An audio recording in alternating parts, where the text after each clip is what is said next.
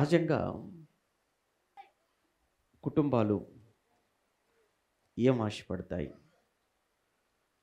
వివాహమైన తర్వాత పిల్లలు, పిల్లలతో ఒక కుటుంబం ఏర్పడి,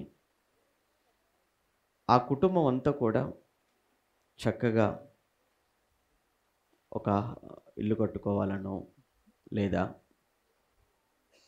మంచి వ్యాపారం పెట్టుకోవాలి, డబ్బు సంపాదించుకోవాలి, లోకంలో అందరికంటే కూడా చాలా గొప్పగా జీవించాలి అని ఎన్నో కలలు కంటుంటారు మన చుట్టూ ఉన్నవారు. కానీ నిజంగా బైబిల్లో భక్తి కలిగిన, బైబిల్లో దేవుడు ఇష్టపడిన కొన్ని కుటుంబాలు మనకు కనబడుతుంటాయి. అందులో దావీదు, ఆయన కుటుంబం ఎస్పెషల్లీ ప్రత్యేకించి దావీదు గారిని గురించి మాత్రం మనం ఆలోచించినప్పుడు, ఒక కుటుంబానికి తండ్రిగా ఆయన ఎంతో గొప్ప ఉన్నతమైనటువంటి స్థానంలో ఉన్నప్పటికీ, ఒక రాజ్యాన్ని ఏలే రాజుగా, ఒక దేశానికి అధికారిగా ఉండి, తను దేవుడి యొద్దకు వచ్చి దీనుడిగా దేవుణ్ణి కోరుకుంటుంది, దేవుణ్ణి అడుగుతున్నదేంటో ఒకసారి ఆ బైబిల్ గ్రంథంలో మనం చూడగలిగితే, సమూయేలు 2వ గ్రంథం 7వ అధ్యాయంలో, సమూయేలు 2వ గ్రంథం 7వ అధ్యాయం 29వ వచనంలో ఒక మంచి మాట దావీదు గారి నోట మనం చూస్తుంటాం. అంటే సమూయేలు గ్రంథంలో దావీదు స్వయంగా దేవునికి ప్రార్థిస్తుంటాడు. ఏమని ప్రార్థిస్తున్నాడు?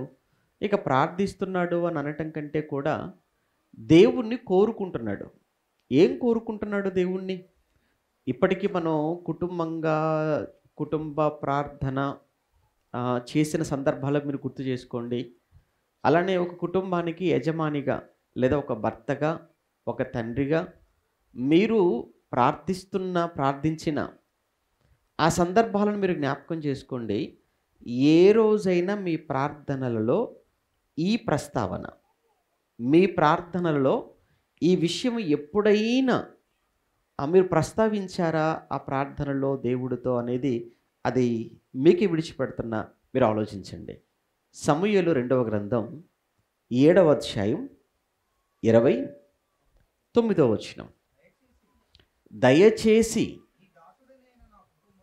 నీ దాసుడనైన నా కుటుంబము, ఏమంటున్నాడంటే దయచేసి నీ దాసుడనైన నా కుటుంబము అన్నాడు.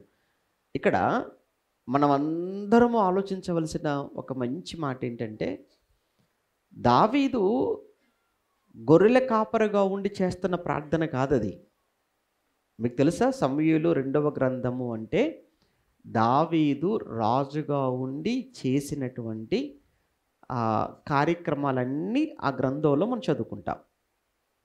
సమూయేలు మొదటి గ్రంథం అంతా కూడా దావీదు ఆ గొర్రెలు కాచుకున్న విధానం, ఆయనను సమూయేలు అభిషేకించిన విధానం, అభిషేకించిన విషయం, ఆయన గొల్లియాతుతో ఫైట్ చేసింది, ఆ తర్వాత సౌలు ఆయన మీద అసూయ పడటం, సౌలు ఆయనను చంపాలి అని అనుకోవటం, దావీదు ఆయన సౌలు గారి చేతిలో నుంచి తప్పించుకుంటూ పారిపోతూ ఉండటం, ఇదంతా కూడా సమూయేలు మొదటి గ్రంథంలో చదువుకునేది మనం.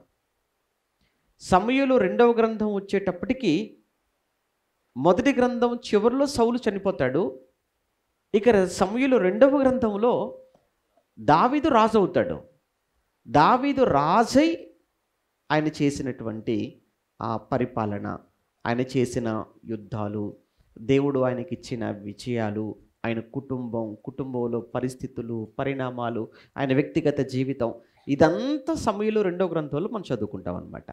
సరే, ఇక్కడ సమూయేలు 2వ గ్రంథం అనేటప్పటికీ ఒక్క మాట, ఆయన రాజుగా ఉండి చేసినవి, ఆయన రాజుగా ఉండి ప్రార్థిస్తున్నది. ఇది మనసులో పెట్టుకోండి. రాజుగా ఉండి ప్రార్థన చేస్తున్నాడు. ఏమని ప్రార్థన చేస్తున్నాడు? మళ్ళీ ఒక్కసారి చదువుకుందాం. ప్రారంభం సమూయేలు 2వ గ్రంథం 7వ అధ్యాయము 29లో దయచేసి అన్నాడు. ఆర్డర్ వేయొచ్చు కదండి, ఆయన రాజు కదండి. ఆయన ఎవరు? రాజు.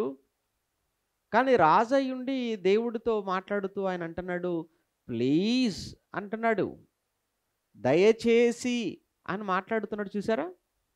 అంటే దేవుని దగ్గరకు వచ్చేటప్పటికి తను రాజును అనేటువంటి విషయాన్ని మర్చిపోయాడు. ఒక సామాన్యుడిగా దేవుని ఎదుట ఆయన మాట్లాడుతున్నట్లు కనబడుతుంది. ఇంకా సామాన్యుడిగా అనేటువంటి మాట కంటే కూడా ఇంకొక మాట తర్వాత, దయచేసి నీ దాసుడనైన, ఆ పదం చూడండి, దేవుణ్ణి ఎదుట నీ దాసుడనైనా అనేటువంటి ఒక పదాన్ని ఆయన ఉపయోగిస్తున్నాడు. రాజుగా ఆయనే దేవుని ఎదుట మోకరించి ప్రార్థన చేసేటప్పుడు నేను దాసుడును అని మాట్లాడుతున్నాడు అని అంటే, రాజే దాసుడు అన్నాడంటే, ఒక రాజే దాసుడు అని మాట్లాడుతున్నాడు అని అంటే, మరి మన పొజిషన్ ఏంటి, మన మన పరిస్థితి ఏంటి, మన స్థాయి ఏంటి, మన స్థితి ఏంటి దేవుడి దగ్గర? మనం మోకరించామంటే ఇంకెలా ఉండాలి చెప్పండి? రాజే ఏమని మాట్లాడుతున్నాడు? దాసుడను అని మాట్లాడుతున్నాడు. నేను రాజును అని అంటున్నాడా? నేను రాజును అని చెప్తున్నాడా దేవుడితో? దాసును అని చెప్తున్నాడా? దాసుడను అని చెప్తున్నాడు. అంటే దేవుడి ఎదుట ఆయనకున్నటువంటి ఆ దీనత్వం, దేవుని ముందు ఆయనలో ఉన్నటువంటి ఆ తగ్గింపును ఇక్కడ మనం ఆలోచించాలి. అందుకేనండి దావీదును దేవుడు ఇష్టపడటానికి, దావీదు పట్ల దేవుడు ఎంతో ప్రేమ చూపించటానికి, కనికరం చూపించటానికి ప్రధానమైన కారణం ఏంటంటే, దావీదులో దేవుడు చూసినటువంటి ఆ తగ్గింపే. ఇంకొక మంచి మాట ఏంటంటే, దావీదు జీవితాన్ని గురించి మనం చదువుతున్నప్పుడు దేవుడి విషయంలోనండి ఆయన ప్రారంభంలో ఎలా ఉన్నాడో చివరి వరకు అలానే ఉంటాడు. ఆయన స్థితి మారుతుంది, కానీ దేవుని విషయంలో ఆయన భక్తి మాత్రం మారలేదు, తగ్గలేదు. ఆయన స్థితి మారుతుంది. గొర్రెల కాపరిగా ఉన్నాడు, అదే భక్తి. గొర్రెల కాపరి స్థాయి నుంచి సైన్యంలో అధికారిగా మారాడు. తర్వాత సైన్యాధికారి అయినప్పుడు కూడా అదే పొజిషన్. సైన్యాధికారి నుంచి ఇప్పుడు ఏమయ్యాడు? రాజు అయ్యాడు. రాజు అయినా కానీ అదే స్థితి చూస్తున్న దేవునిలో.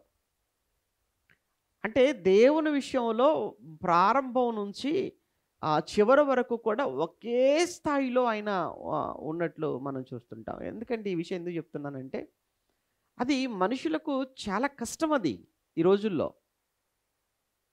మనుషులు ప్రారంభంలో ఉన్న ఆ భక్తి ఆ తర్వాత మరొక 4 ఏళ్ళకి కనపడదు. 4 ఏళ్ల క్రితం ఉన్న భక్తి ఈరోజు కనపడదు. అవునో కాదో మీరే ఆలోచించుకోండి. ఒక 10 ఏళ్ల క్రితం మీరు ఎంత భయం కలిగి ఉన్నారో దేవుడంటే, సంఘం అన్నా, ఆరాధన అన్నా, వాక్యం అన్నా, దేవుని కార్యక్రమాలన్నా, ఈరోజు అలానే ఉన్నారా? ఆ రోజుల్లో పరిగెత్తుకొని వెళ్ళేవారు, వాక్యం బాగా చదువుకునేవారు, వాక్యం ఎవరిని చెబితే వినాలనుకునేవారు. ఈరోజు వెళ్ళలేని పరిస్థితి, చదువుకోలేని పరిస్థితి, చెబితే వినటానికి కూడా ఇష్టం లేని పరిస్థితి. ఏమైంది అంటే ఎక్కడో లోపం జరుగుతుంది మనలో. కానీ ఆయన గొర్రెల కాపరిగా ఉన్నా దేవుడి పట్ల భక్తి తగ్గలేదు, సైన్యాధికారిగా ఉన్నా భక్తి తగ్గలేదు, రాజైనా దేవుని విషయంలో అలానే ఉన్నాడు. అలానే ఉండాలి మనం. అదే భక్తి. ఇంకా అవసరమైతే అంతకంతకు భక్తిలో మనం ఎదగాలే తప్ప భక్తిలో మనం తగ్గకూడదు, భక్తిలో బలహీన పడిపోకూడదు మనం. ఇక్కడ ఆయన దయచేసి నీ దాసుడనైనా నా కుటుంబము నిత్యము నీ సన్నిధిని ఉండునట్లుగా దానిని ఆశీర్వదించుము. చాలు. ఏం కోరుకుంటున్నాడంటే దేవుని ఎదుట, నీ దాసుడనయ్యా నేను, నీవు నాకంటూ ఒక కుటుంబాన్ని ఇచ్చావయ్యా, నీ దాసుడుగా నీవు నాకిచ్చినటువంటి కుటుంబము నిత్యము నీ సన్నిధిన ఉండునట్లుగా దానిని ఆశీర్వదిస్తావా? మనం కూడా ఆశీర్వదించమంటాం. మనం ఎలా ఆశీర్వదించమంటాము? ఇల్లు కట్టుకునేటట్లుగా, ఇంకా ఉద్యోగం వచ్చినట్లుగా, పిల్లలు కలుగునట్లుగా, ఆ తర్వాత పంట బాగా పండునట్లుగా, ఆ తర్వాత ఆకాశపు వాకిళ్ళు విప్పునట్లుగా, పట్టుకోలేనన్ని ఆశీర్వాదాలు కుమ్మరించినట్లుగా మనం అడుగుతాం. అసలు ఇవేవైనా అడిగాడు ఆయన? ఒక్కటే ఒక్కటి అడిగాడు. అయ్యా, నీవు నాకు ఒక కుటుంబం ఇచ్చావు కదా, ఈ కుటుంబం నిత్యము ఎక్కడుండాలి? నీ సన్నిధిలో ఉండాలి. నిత్యము నీ సన్నిధిలో, నీ మందిరములో, నీ ఆవరణములో ఉంటే చాలయ్యా నా కుటుంబం. ఏమంటే నిజంగా నేను ముందు ఒక ప్రశ్న అడిగాను కదా, ఇక్కడ కూర్చున్నటువంటి తండ్రులుగా, భర్తలుగా, అంటే ఇంటికి యజమానులుగా మీరు ఎప్పుడైనా కానీ మీ కుటుంబం గురించి దేవుణ్ణి ఈ కోరిక మీరు కోరుకున్నారా అని అడిగాను. ఎన్నో మార్లు ప్రార్థన చేసుకున్నారు కదా, మీరు రోజు చేస్తున్నారు కదా. ఏ రోజైనా మీ ప్రార్థనలో దేవుణ్ణి మీరు ఈ కోరిక కోరుకున్నారా అని అడుగుతున్నా నేను. నా భాష మీకు అర్థమవుతుందో లేదో నాకైతే తెలియదు, నేనైతే మాట్లాడుతున్నాను. మీరు రోజు ప్రార్థన చేసుకుంటారు కదా, మీ ప్రార్థనలు ఎప్పుడైనా కానీ దేవుణ్ణి, దేవా సరే 2025 సంవత్సరంలోకి వచ్చాం కదా నాయన, కొత్త సంవత్సరంలోకి అడుగు పెట్టాము, 1 నెల అయిపోయింది, 2వ నెలలో కూడా 10 రోజులు అయిపోతున్నాయి. ఇక ముందున్నటువంటి ఆ నెలలలోనైనా కనీసం ఈ సంవత్సరం అంతా కూడా, మిగిలిన కాలం అంతా కూడా నేను నా కుటుంబం నిత్యము మీ సన్నిధిలో ఉండేటట్లుగా మా కుటుంబాన్ని దీవించు. ఏమంటే ఒక మాట, ఎందుకంటే దావీదు అలా కోరుకున్నాడు? ఎందుకు అలా కోరుకున్నాడు చెప్పండి? నిత్యము దేవుని సన్నిధిలో ఉండేటట్టుగా ఎందుకు అడుగుతున్నాడు ఆయన? ఏమంటే దేవుని సన్నిధిలో ఉంటే ఎంత భాగ్యం అది! ఎందుకు భాగ్యం? దేవుని సన్నిధిలో ఉండటంలో ఉన్న ఆనందం, దేవుని సన్నిధిలో ఉండటంలో ఉన్న సంతోషం అనుభవించిన వాడు గనుక అనుభవంతో చెప్తున్న మాట అది. ఆయనే అంటాడు, అయ్యా నీ మందిరములో 1 దినము గడుపుట 1000 దినముల కంటే శ్రేష్టం. అది ఆయనకి తెలుసండి. మనమేంటి, అసలు దేవుని సన్నిధిలో గడిపే అవకాశం వచ్చినా స్కిప్ అవుతుంటాం, తప్పుకుంటుంటాం మనం.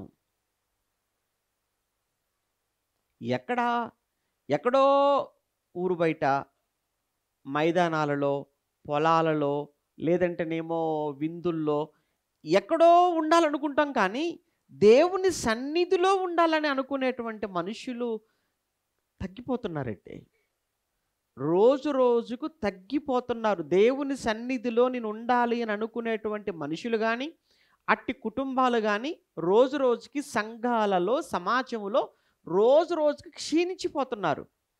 అవునో కాదో మీరు ఆలోచించుకోండి, నిజంగా చెప్పండి. దేవుని సన్నిధికి రావడం అంటే, దేవుని సన్నిధిలో ఉండటం అంటే, ఆ సన్నిధిలో పని చేయటం అనంటే ఒకప్పుడు భాగ్యం, పుణ్యం అనుకునేవాళ్ళు.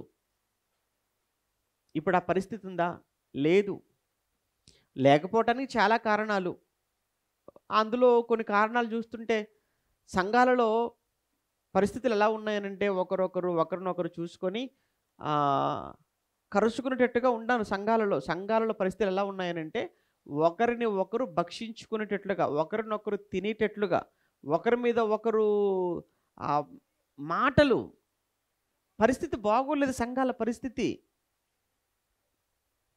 కానీ నిజంగా ఈ కుటుంబాలను ఎవరికి వారుగా కుటుంబాలను సరిచేసుకోగలిగితే సంఘాలు బాగుంటాయండి. ఎందుకంటే ఈ కుటుంబాలే కదండి సంఘంలో సభ్యులు. కనుక మార్పు అన్నది ఏదైతే ఉందో అది ఎక్కడి నుంచి ప్రారంభం కావాలంటే కుటుంబం నుంచే ప్రారంభం కావాలి. కుటుంబంలో మరలా ఎక్కడి నుంచి? కుటుంబ యజమాని, భర్త లేదా ఒక తండ్రిగా ఒక్కసారి మీరేంటో ఒకసారి ఆలోచించండి. మీ చేతిలోనే ఉంది. మీ కుటుంబం యొక్క భవిష్యత్తు. ఏ భవిష్యత్తు? పరలోకపు భవిష్యత్తు.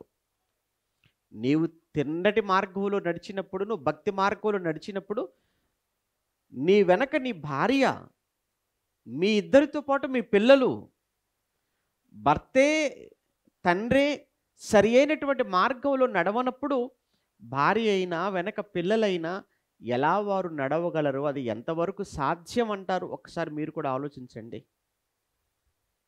అందుకే కుటుంబానికి భార్యాభర్తలు అనేవారు, తల్లి తండ్రి అనేవారు ఒక బండికి 2 చక్రాల లాంటి వారు. ఒక బండికి 2 చక్రాలు. ఆ 2 చక్రాలలో ఏ చక్రం సరిగా లేకపోయినా బండి ముందుకు వెళుతుందా? కష్టం కదా. అలానే కుటుంబాన్ని నడిపించే విషయంలో, కుటుంబాన్ని నిలబెట్టుకునే విషయంలో భార్యాభర్తలైన వారి పాత్ర, ఇద్దరి పాత్ర చాలా కీలకం.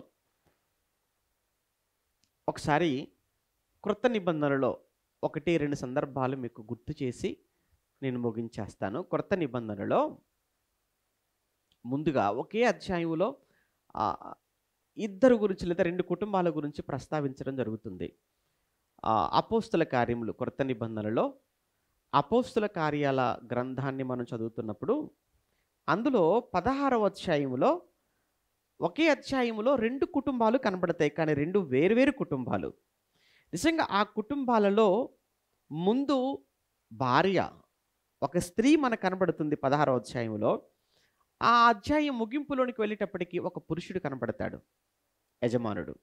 చూద్దాం వాళ్ళిద్దరికీ వారి కుటుంబం పట్ల ఎంత బాధ్యత కలిగిన వారుగా ఉన్నారో అన్న విషయాన్ని మాత్రం ఇక్కడ మనం ఆలోచిద్దాం.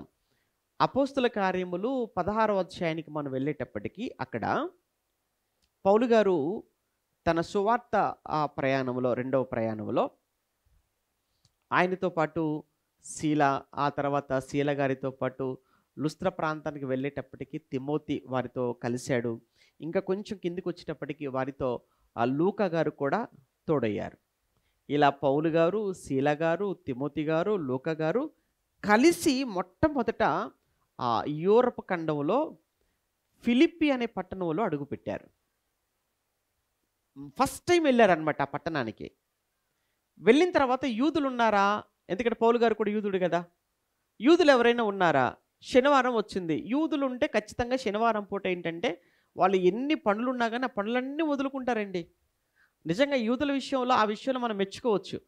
వారు ఎన్ని పనులు ఉన్నప్పటికీ కూడా శనివారం మీరు చూడండి, అన్ని పనులు, విశ్రాంతి దినం అన్నీ వదులుకొని వచ్చేవారు సమాజ మందిరానికి. అంతెందుకండి ఈ రోజుల్లో మీరు చూడండి, మన చుట్టూ ఉన్నటువంటి ఇస్లాం సోదరులు, ముస్లిం సోదరులు మీరు చూడండి, శుక్రవారం వచ్చేసిందనంటే, నమాజ్ టైం అయిందనంటే వాళ్ళు చూడండి షాపులు కట్టేస్తారు, షాపులన్నీ కట్టేస్తారు. మనం వెళ్ళిపోయి మనం ఎంత షాపింగ్ చేస్తానన్నా, మనం ఎంత ఖరీదు పెట్టుకుంటానన్నా, సారీ అండి నాకు నమాజ్ టైం అయిపోయిందండి అని చెప్పి మన ముందే మొహమాటం లేకుండా షాప్ కట్టేసి వెళ్ళిపోతారు. లేదు అనుకుంటే అక్కడైనా వాళ్ళు మోకాళ్ళేస్తారు, అక్కడైనా వాళ్ళు అది వినగానే ఏమంటే వాళ్ళు ప్రార్థనలో వాళ్ళు ఉండిపోతారు. అంటే వారికి వారి దైవం పట్ల, వారి క్రమం పట్ల వారికి ఉన్నటువంటి పట్టుదల, ఆసక్తి అది. అలానే యూదుల విషయంలో కూడా మనం చూసినప్పుడు విశ్రాంతి దినం వచ్చిందనంటే తప్పనిసరిగా ఎక్కడున్నా కానీ యూదులందరూ కూడా సమాజ మందిరాలు అంటే చిన్న చిన్న ఇలాంటి షెడ్లన్నీ వేసుకొని అందులో వాళ్ళు ప్రార్థనలు జరుపుకుంటూ ఉంటారు. ఎక్కువ మంది లేకపోయినా కానీ ఉన్న 10 మంది అనుకోండి, కొద్ది మంది అనుకోండి, వాళ్ళు ఏం చేస్తారంటే ఏదో ఒక ప్లేస్ చూసుకుంటారు. ఆ ఫిలిప్పి పట్టణంలో ఎక్కువ మంది లేరు, కొద్ది మందే ఉన్నారు. అందును బట్టి వాళ్ళు సముద్ర తీరం, నదీ తీరమున ఒక నది ఉంది, ఆ నది పక్కనకే వెళ్ళేసి అక్కడ ప్రార్థన కూడుకుంటున్నారు. పౌలు గారికి ఆ విషయం తెలిసింది, అక్కడికి వెళ్ళి వెయిట్ చేస్తున్నాడు. ఈలోపు కొంతమంది స్త్రీలు వచ్చారు అక్కడికి, ప్రార్థనకు స్త్రీలు వచ్చేసారు. అప్పుడు పౌలు గారు చూద్దాం అక్కడ ఏం జరిగిందట. ఎన్నో వచనం 13, విశ్రాంతి దినమున గవిని దాటి నదీ తీరమున ప్రార్థన జరుగును అనుకొని అక్కడికి వచ్చి కూర్చుండి కూడి వచ్చిన స్త్రీలతో మాట్లాడుచుంటే, మీ పౌలు గారు వచ్చినటువంటి స్త్రీలతో మాట్లాడుతూ ఉన్నారట. అప్పుడు లూదియాను దైవభక్తి కలిగిన ఒక స్త్రీ, లూదియాను ఒక స్త్రీ వినుచుండెను అని చెప్పొచ్చు దేవుడు. అలా చెప్పలేదు. ఎందుకో ఆవిడ గురించి మాట్లాడుతున్నప్పుడు లూదియాను దైవ భక్తి కలిగిన ఒక స్త్రీ, దైవ భక్తి కలిగిన ఒక స్త్రీ అన్నాడు. ఒక స్త్రీ అని చెప్పొచ్చు, లేదంటే లూదియా అని చెప్పొచ్చు. కానీ దైవ భక్తి కలిగిన ఒక స్త్రీ, లూదియా అను దైవ భక్తి కలిగిన ఒక స్త్రీ. నేను అడుగుతానండి, ఈ సంఘంలో చాలామంది ఉంటారు స్త్రీలు. ఏ స్త్రీ గురించైనా కానీ దైవ భక్తి కలిగిన స్త్రీ అని చెప్పే పరిస్థితి ఉందంటారా? మీ గురించి, స్త్రీల గురించి ఒకసారి మిమ్మల్ని మీరుగా ప్రశ్నించుకోండి. అందరూ స్త్రీలే, కానీ ఈవిడకండి దైవ భక్తి ఎక్కువండి, దేవుని భక్తి చాలా ఎక్కువండి, చాలా పవిత్రమైనదండి, చాలా భక్తి కలిగినదని ఎంతమంది స్త్రీల గురించి చెప్పొచ్చు అంటారు చెప్పండి? సంఘాలలో, ఈరోజున్న సంఘాలలో ఎంతమంది స్త్రీల గురించి ఈ మాట చెప్పొచ్చు? దైవ భక్తి కలిగిన స్త్రీ ఏం చేస్తుందో చెప్తాను చివరికి వెళ్ళేటప్పటికీ. ఎందుకంటే ఒక కుటుంబం అనగానే చిన్న విషయం కాదు. ఒక కుటుంబాన్ని కట్టుకునే విషయంలో, కుటుంబాన్ని నిలబెట్టుకునే విషయంలో స్త్రీ బాధ్యత ఉంటుంది, పురుషుని బాధ్యత కూడా ఉంటుంది. భర్త బాధ్యత ఉంటుంది, భార్య బాధ్యత ఉంటుంది. వీరిద్దరూ కూడా ఒక బండికి 2 చక్రాల లాంటి వారు అని చెప్పాను. నాదే బాధ్యత లేదు అని భర్త అనుకోకూడదు, నాకే సంబంధం లేదని భార్య అనుకోకూడదు.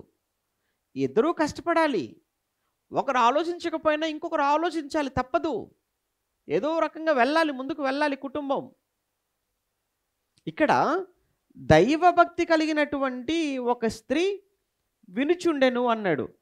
ఆమె ఊదారంగు పొడిని అమ్ము తుయతైర పట్టణస్తురాలు. మరి భర్త గురించి అయితే అక్కడ ప్రస్తావించలేదండి, ఎందుకో తెలియదు.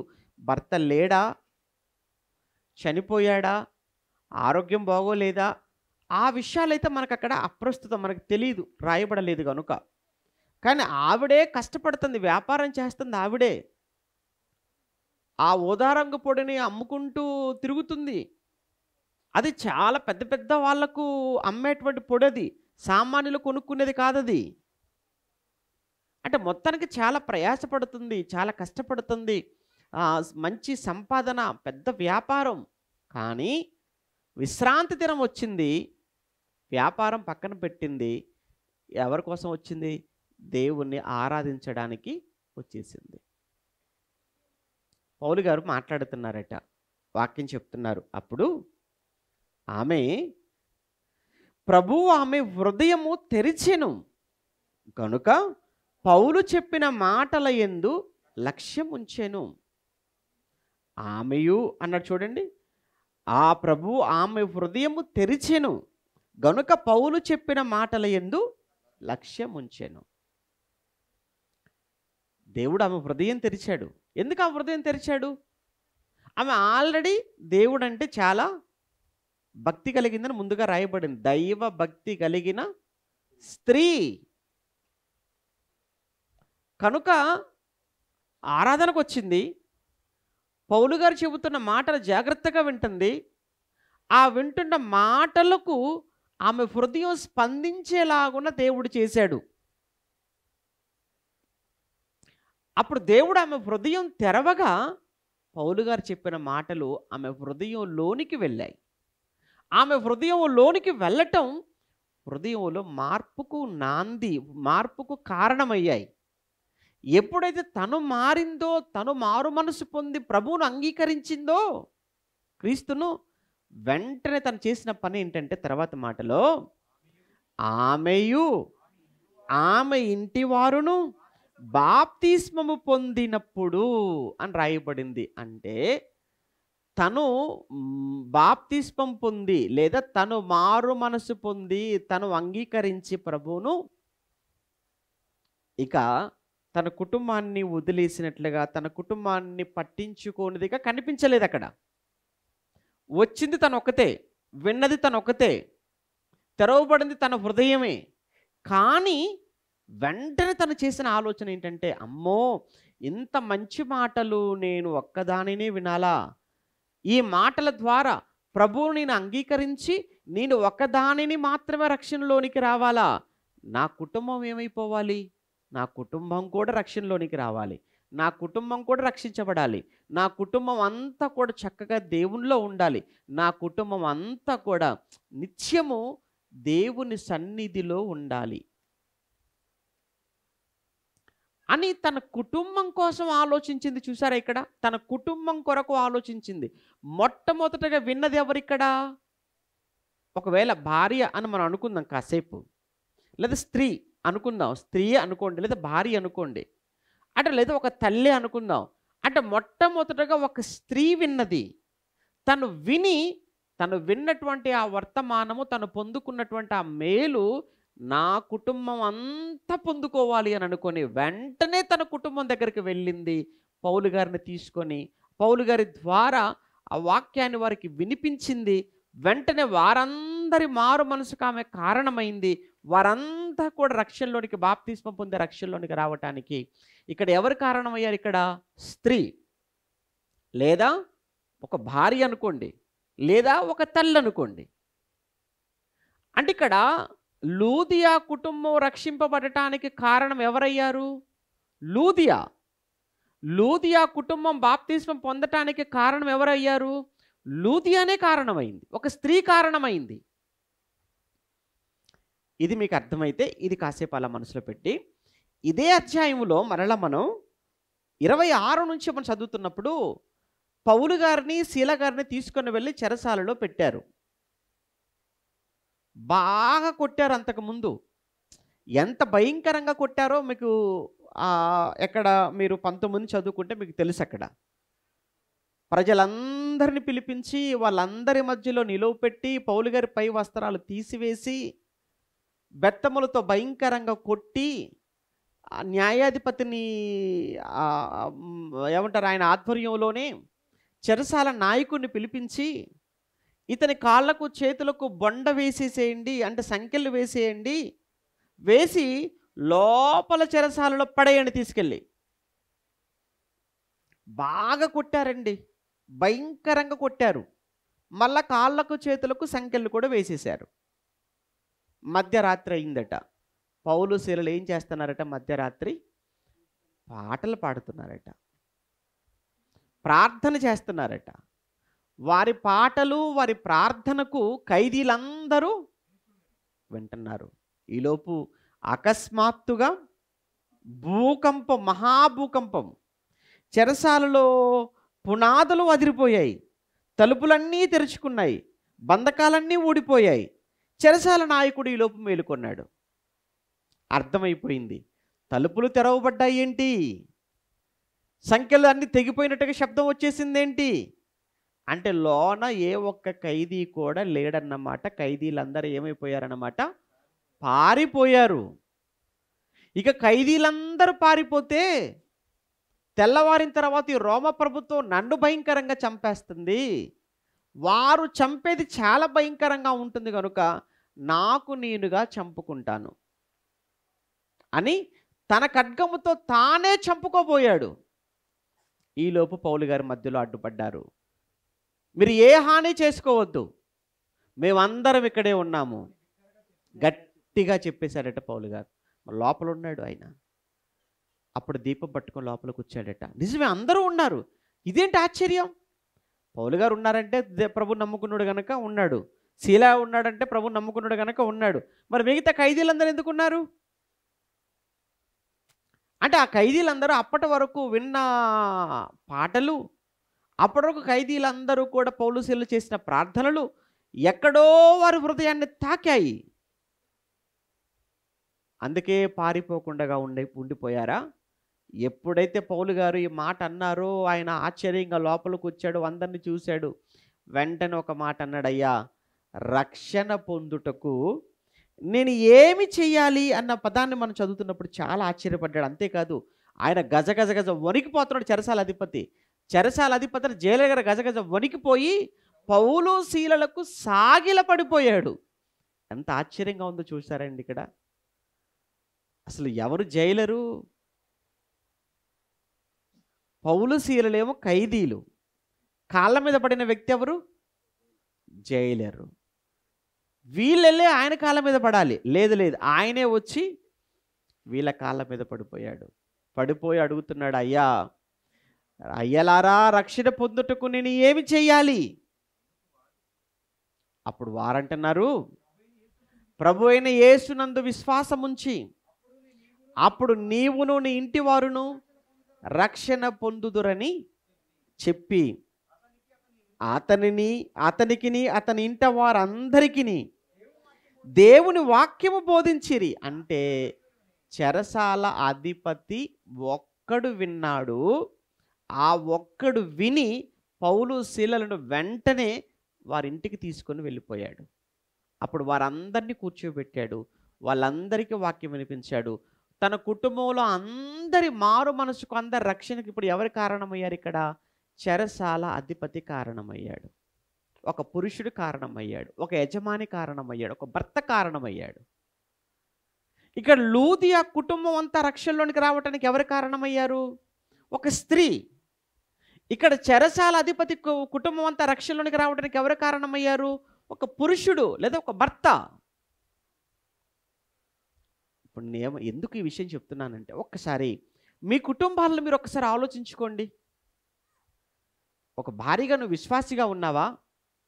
లేదా ఒక భర్తగా నువ్వు విశ్వాసిగా ఉన్నావా? ఒక భార్యగా నువ్వు రక్షణలోనికి వచ్చావా? నీ భర్తకు రక్షణ లేదా? నీ పిల్లలకు రక్షణ లేదా? ఒకసారి వాళ్ళ గురించి ఆలోచించవా? వాళ్ళని కూర్చోబెట్టవా? వారితో మాట్లాడవా? వారికి సేవకులు పిలిపించి చెప్పించవా? ఈలోపు నీకు మృత్యువైనా వారికి మృత్యువైనా ఏమైపోతారో ఒకసారి ఆలోచించవా? అందరం వెళ్ళిపోవాల్సిన వారమే కదా, ఇక్కడ ఉండిపోయేవారంటూ ఎవరు లేరు కదా. కానీ ఏమైపోతాం ఆ తర్వాత అనే ఆ భయం లేదా? నీకు బాధ్యత లేదా? ఒక తల్లిగా నీకు బాధ్యత లేదా? ఒక భార్యగా నీ భర్త విషయంలో నీకు బాధ్యత లేదా? లేదా భర్తగా నువ్వు దేవుళ్ళో ఉండొచ్చేమో, నీ భార్య అవిశ్వాసురాలేమో, ఆవిడని మార్చుకోవాలనే ఆలోచన కానీ ఆసక్తి కానీ నీకు లేదా? చాలామంది ఎలా ఉంటారంటే అంత వన్ సైడెడ్గా మాట్లాడుతుంటారు. వద్దు, ఇక్కడ లూదియా విన్నది అలానే తన కుటుంబం కోసం ఆలోచించింది. అలా చెరసాల అధిపతి మొట్టమొదటిగా విన్నది ఆయనే. ఆయన తన కుటుంబం కోసం ఆలోచించాడు. కనుక ముందుగా ఎవరు విన్నా, ఎవరు అంగీకరించిన సత్యాన్ని, ఎవరు రక్షణలోనికి వచ్చిన వారు మిగిలిన వారిని రక్షణలోనికి నడిపించడానికి ఆలోచించాలి అన్నదే బైబిల్ యొక్క సారాంశం. అది ఒకనాడు దావీదు విషయంలో మనం చూసారా? ఏమన్నాడు దావీదు గారు? మనం చదివాం కదా, దయచేసి నీ దాసుడనైనటువంటి నా కుటుంబం నిత్యము కూడా నీ సన్నిధిన ఉండినట్లుగా దానిని ఆశీర్వదించవయ్యా. తండ్రి, ఆశీర్వదించు, నా కుటుంబాన్ని ఆశీర్వదించు. దేని చేత? ఐశ్వర్యంతో ఆశీర్వదించమని నేను అనటం లేదయ్యా. మంచి పంటతో ఆశీర్వదించమని చెప్పటం లేదయ్యా. మంచి బంగారంతోనో ధనముతోనో ఆశీర్వదించమని నేను అనటం లేదు. నీ సన్నిధిలో ఉంటే చాలయ్యా. అలానే ఒకనాడు లూదియా కూడా అదే కోరుకుంది, నా కుటుంబం రక్షణలోనికి వస్తే చాలు. అలానే ఒకనాడు చెరసాల అధిపతి నా కుటుంబం రక్షింపబడితే చాలు అనుకున్నారు. ఈరోజు మీ కుటుంబాలు ఏం ఆలోచిస్తున్నారో మీ కుటుంబాల కోసం ఆలోచించండి. ఎందుకు ఈ భూమి మీద ఏమి ఆశించవద్దు అని చెబుతున్నాను అనంటే, మీరు ఎన్ని కోరుకున్నవన్నీ మీకు వచ్చినా ఏ ఒక్కటి కూడా మీతో వచ్చేది కాదు. ఏ ఒక్కటి కూడా మీ ప్రాణాన్ని కాపాడేది కాదు, మిమ్మల్ని పరలోకి నడిపించేది కాదు. అవునో కాదో మీకు తెలుసు. ఎంతమంది ఎన్ని సంపాదించుకున్నవన్నీ ఎలా వదిలేసి వెళ్ళిపోయారో మన కళ్ళతో మనం చూస్తున్నాం కదా. కానీ వాళ్ళందరికీ రక్షణ అనే భాగ్యం ఉందా? వాళ్ళందరికీ రక్షణ అనేది ఉందా? రక్షణ లేకుండగా ఈ లోకంలో ఎన్ని సంపాదించుకొని వెళ్ళిపోయినా అంతా వ్యర్థం.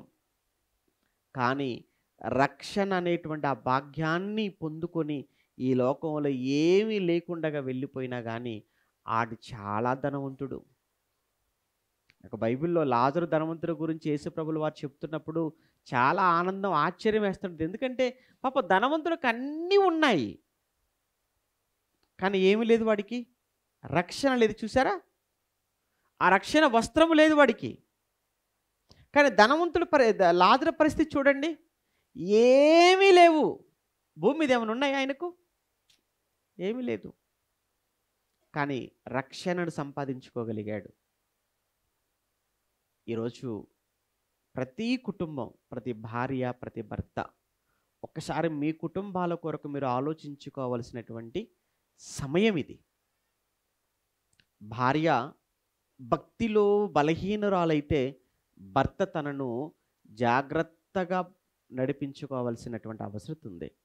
లేదా ఏమంటే భర్తే ఒకవేళ బలహీనుడైనప్పుడు భక్తిలో భార్య తన ప్రవర్తనతో, తన మాటలతో, తన నడవడితో, తన ప్రేమతో ఆ భర్తను నెమ్మదిగా రక్షణలోనికి దేవుని యొద్దకు నడిపించుకొనవలసిన అవసరత, బాధ్యత అది భార్య మీద ఉంది. కనుక ఇద్దరు, ఎందుకంటే ఈరోజు భార్య భర్తల ఈ బంధం ఇది విడదీయలేని బంధం. ఇది ఈ బంధం అనేది ఎవరు వేరు చేయటానికి, విడదీయటానికి వీలు లేదు. దేవుడు జత చేసిన బంధం, దేవుడు కలిపిన బంధం, ఇది పవిత్రమైనటువంటి బంధం. ఏ మనుషుడు కూడా వాళ్ళని ఇక వేరు చేయటానికి సాహసం చేయకూడదు. దీన్ని పవిత్రంగా కాపాడుకోవాల్సిన బాధ్యత వారి మీద ఉంది. ఇక నుంచి వారు ఒక్కటి కాదు, వారు ఇరువురు ఒక్కటిగా వారు ముందుకు నడవవలసిన, ప్రయాణించవలసిన అవసరం ఉంది. అదే అనుకుంటాం. దేవుడే ప్రారంభంలో ఆదాము ఒంటరిగా ఉండటం మంచిది కాదనేసాడు ఆయన. అన్ని ప్రారంభంలో మంచిది మంచిది మంచిది అనుకుంటూ వస్తాడు. మొదటి అధ్యాయం మనం చదువుతున్నప్పుడు దేవుడు వెలుగును చేశాడు, చాలా మంచిది అన్నట్టుగా చూశాడు. ఆ తర్వాత ఆకాశమును మంచిది అన్నట్టుగా చూశాడు అని, ఆ తర్వాత భూమిని చేశాడు, మంచిదిగా చూశాడు. అన్ని చోట మంచిది మంచిది అంటాడు. కానీ నరుడు ఒంటరిగా ఉండటం చూసి మాత్రం ఏమన్నాడు? మంచిది కాదు. అన్నీ మంచివి, కానీ నరుడు ఒంటరిగా ఉండటం మాత్రం అస్సలు మంచిది కాదు. కనుక ఎవ్వరు కూడా ఒంటరిగా ఉండాలని అస్సలు అనుకోవద్దు. ఒంటరిగా ఉండటం అనేది ఏదైతే ఉందో అది దేవుడికి నచ్చనిది. అది దేవుడు మంచిది కాదు అన్న తర్వాత ఇక మంచిది కాదు అంతే. మరి ఏం చేసావయ్యా మంచిది కాదు అని? మంచిది కాదు గనుకనే తోడునిచ్చాడు. మంచిది కాదు గనుకనే ఒంటరిగా ఉండటం జతగా ఉండాలి అని ఇచ్చాడు. ఎందుకు తోడు, ఎందుకు జత అంటే, ఇంకా బైబిల్లో మనం చదువుతున్నప్పుడు ఇద్దరు ఉంటే ఏంటంటే కలిసి ఉండటం వల్ల, ఇద్దరు కలిసి ఉండటం వల్ల ఒకరు పడిపోతే మరొకరు లేపుతారు. ఒకరికి ఒకరు సాటి, ఒకరికొకరు సహకారి అన్నాడు. కనుక ఒంటరిగా ఉండి పనిచేశాడు, కష్టపడ్డాడు తమ్ముడు స్వరూపు. ఇప్పుడు తనకెవరు వచ్చారు? ఇప్పుడు ఇంకా సహకారి, తోడు. కనుక ఒంటరిగా ఉన్నప్పుడే బాగా పనిచేసినప్పుడు ఇప్పుడు ఇంకొకరు తోడయ్యారంటే ఆ పనికి ఇంకా ఆ పని ఏమవుతుంది? ఎక్కువ అవ్వాలి. కానీ మన సమాజంలో మనం చూస్తున్నది ఏంటో పెళ్లి వరకు ఒక ఎత్తు అయితే పెళ్లి తర్వాత ఇంకో రకంగా మారిపోతుంటారు చాలామంది. పెళ్లి వరకు ఒక విధంగా బాగా కనపడతారు, పెళ్లి తర్వాత వాళ్ళు ఇంకొక యాంగిల్ చూస్తుంటాం మనం. కానీ ఒక విధంగానండి ఎందుకు మంచిది అని అంటే, ఎందుకు మంచిది కాదంటే, ఒంటరిగా ఉన్నప్పుడు చూడండి వాడు ఇంటికి ఎప్పుడు వస్తాడో తెలియదండి. మీరు ఇప్పుడు పెళ్లి కాని పిల్లలు మీరు చూడండి, తల్లిదండ్రులుగా ఇంటికి రావడానికి ఒక టైం అంటూ ఉంటుందా? 9 అవుతుంది, 10 అవుతుంది, 11 అవుతుంది, 12, 1 గంట 2, ఒకసారి వస్తాడో రాడో కూడా తెలియదు. అదే పెళ్ళయింది అనుకోండి, సరిగ్గా 9 గంటల వరకు ఎక్కడ ఉంటాడు? ఇంట్లో ఉంటాడు. ఎంత బుద్ధిమంతుడైపోయి చూడండి, పెళ్ళి అయిపోయేసరికి ఎంత మార్పు వచ్చేసిందో చూసారా? అంటే దేవుడు నిజంగా ఎన్ని ఆలోచించాడు. ఒంటరిగా ఉండటం ఎట్టి పరిస్థితుల్లో అసలు మంచిది కాదు. కనుక వాడికి ఖచ్చితంగా తోడు కావాలి, సహకారి కావాలి. నిజంగా వారిద్దరూ కలిసి నడుస్తుంటే, కలిసి పనిలో ఉంటే, కలిసి ఆనందంగా ఉంటే, కలిసి సంతోషంగా ఉంటే, వారు కలిసి నా దగ్గరికి వస్తూ ఉంటే, కలిసి నాతో మాట్లాడుతూ ఉంటే అది చాలా ఆనందం చూడటానికి అని దేవుడే స్వయంగా జత చేసి వివాహం అనేటువంటి వ్యవస్థను, వివాహం అనే బంధాన్ని ఈ భూమి మీద ప్రారంభించినవాడు. కనుక అట్టి దేవుడు ప్రారంభించిన వివాహ వ్యవస్థలో, వివాహ బంధంలోనికి అడుగుపెట్టినటువంటి తమ్ముడు స్వరూపులు లేఖన బిడ్డలిద్దరినీ మనస్ఫూర్తిగా దీవిస్తున్నాను, ఆశీర్వదిస్తున్నాను. ఇంకా ఇరువురు ఒకరికొకరు సహకారుగా ఉంటూ, ఒకరికొకరు తోడుగా ఉంటూ, దేవుని పనిలో ఇంకా ఉన్నతంగా వారు ముందుకు వెళ్ళాలి అని మనస్ఫూర్తిగా ఒక అన్నగా వారిని మరొక్కసారి దీవిస్తూ, మీ అందరి దీవెన ఆశీర్వాదాలు కూడా వారి మీద ఉండాలి అని వేడుకుంటూ ఈ నా మాటలు ముగిస్తున్నాను. ప్రార్థన చేసుకుందాం. ప్రేమ కలిగిన మా కన్న తండ్రి, పరిశుద్ధుడా, మీకు వందనాలు నాయన. తమ్ముడు ఏర్పాటు చేసినటువంటి ఈ ప్రత్యేకమైన ఈ కూడిక, ఈ ప్రత్యేకమైన ఈ సభలో ప్రతి ఒక్కరూ కూడా వారి కుటుంబాల గురించి ఆలోచించుకొనవలసిన సమయం ఇదని, పురుషుడైనా తన కుటుంబ రక్షణ పట్ల బాధ్యత ఉంటుందని, లేని పక్షంలో ఒక స్త్రీగానైనా తన కుటుంబాన్ని కాపాడుకోవాలి, రక్షించుకోవాలనే బాధ్యత ఒక స్త్రీగా తనైనా తీసుకోవాలి అని, అలా తీసుకున్న వారిలో ఒక చెరసాల అధిపతి తను తీసుకున్నాడు తన కుటుంబం విషయంలో. లూదియా తను స్త్రీ అయినప్పటికీ తన కుటుంబ బాధ్యత, రక్షణ బాధ్యతను తను తీసుకుంది అని ఒక ఉదాహరణలుగా మా కళ్ళ ముందు మీరు పెట్టినటువంటి వారి జీవితాలు ఈరోజు ఎన్నో కుటుంబాలకు నాయన ఒక స్ఫూర్తిగా ఉండాలి అన్న ఉద్దేశంతో చెప్పబడిన మాటలు మీ పిల్లలు మంచి మనసుతో వాటిని గ్రహించులాగున కృప చూపించమని కోరుతూ, తమ్ముడు బిడ్డలిద్దరినీ కూడా నాయన మీ చేతులకు అప్పగిస్తున్నాం. ఇది మొదలుకొని వారి జీవిత కాలమంతా కూడా మీ కృప, మీ కాపుదల వారితో ఉంచండి. మంచి ఆయుష్, ఆరోగ్యాన్ని ఇవ్వండి. ఇరువైపులా ఉన్నటువంటి నాయన కుటుంబీకులను కూడా మీరు జ్ఞాపకం చేసుకోండి. స్థానిక సంఘాన్ని, పెద్దలు, కాపరిని అందరినీ మీ చేతులకు అప్పగించుకుంటూ మరి వెళుతుండగా మా ప్రయాణంలో తోడుగా ఉండమని, క్షేమకరమైన ప్రయాణాన్ని మాకు అనుగ్రహించండి. క్రీస్తునామని ప్రార్థన మీకు సమర్పిస్తున్నాము తండ్రి. ఆమేన్.